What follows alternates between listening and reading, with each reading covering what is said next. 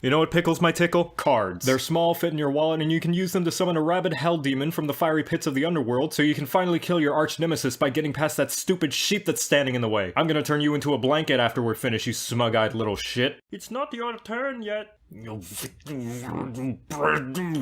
Fine. You win this round, blocking sheep. Whatever, once you're out of the way, I'll have time to pull off my massive Mamma Jamma Combo Glombo Crushity Brushity Explodification deck I've spent years putting- I have lethal. Welcome to a crap guide to Magic the Gathering.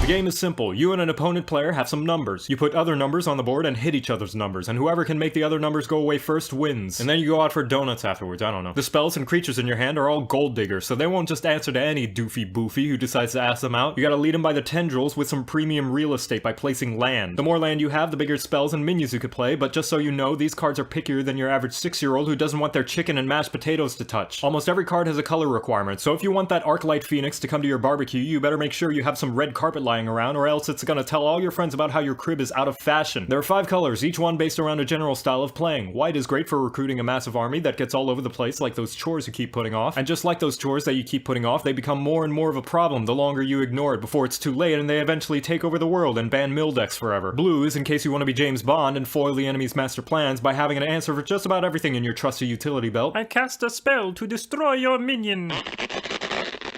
No, you don't. Green is about planting enough land to summon Biggie McLargehuge to stomp out the puny creatures nibbling at your feet while you laugh at the future carpet stains they're about to be. Black for the rich evil villains in all of us who like to throw our disposable minions away more frequently than those multivitamins you're constantly forgetting to take. And great if you're an edgelord who wants to make the enemy suffer your deep pain as much as you do over losing those cards that you mindlessly discarded. And red, which is my personal favorite because it lets you play the game fast and throw your cards down like they're 2 seconds away from spoiling that movie you still haven't seen. Hurry up so I can put down this Minotaur and continue beating your face in. I'm not impatient, you're impatient! And those are the basics that anyone can understand, but from there, the game gets more complex and strategic, like trying to figure out how to actually hang out with all your friends but never actually doing it. Magic is the grandpappy of collectible card games, and being around for so long means you have the Cyclops' shit ton of cards to choose from. You can make a deck based around ignoring your opponent like you're a celebrity walking through a wave of paparazzi, a deck based around resurrecting so many dead creatures the board will look like a medieval fantasy thriller video, or a deck based entirely on how many explosive cookies you can throw.